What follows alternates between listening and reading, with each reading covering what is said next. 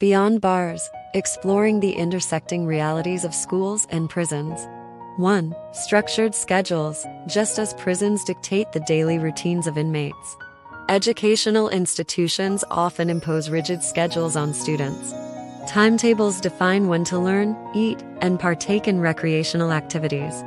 This structured approach to time can limit the autonomy of individuals, affecting their ability to self-regulate and make choices about their own learning and development.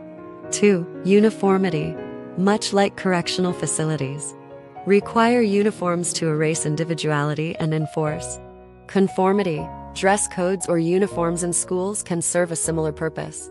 It minimizes expressions of personal identity, urging a one-size-fits-all approach to education and discipline. 3. Surveillance and control. Surveillance cameras and strict monitoring in prisons reflect the oversight seen in schools, where hall monitors, security personnel, and surveillance equipment keep a watchful eye on students' movements, mirroring a culture of surveillance over trust.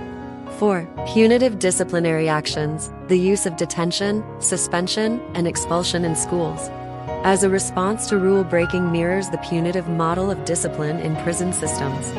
This punitive approach can focus more on punishment than on understanding and addressing the underlying issues or reasons for behavior. 5. Standardized testing. The emphasis on standardized testing in education parallels the uniformity in prison systems. These tests often fail to acknowledge diverse intelligences and learning styles, much like how correctional systems overlook individual rehabilitation needs. 6. Limited freedom of choice.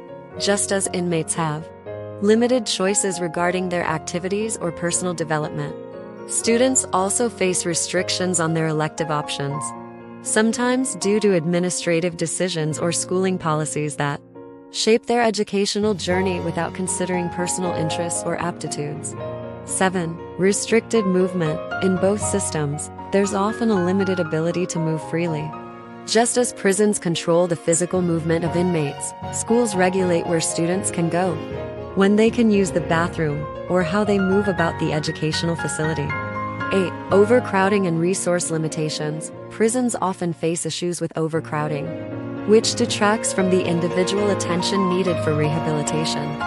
Similarly, classrooms can be overcrowded, diminishing the quality of education and personal attention each student receives. 9. Disproportionate impact on marginalized communities. Both systems disproportionately affect marginalized communities, just as certain demographics are overrepresented in prisons. These same groups often face disparities in educational opportunities, resources, and outcomes.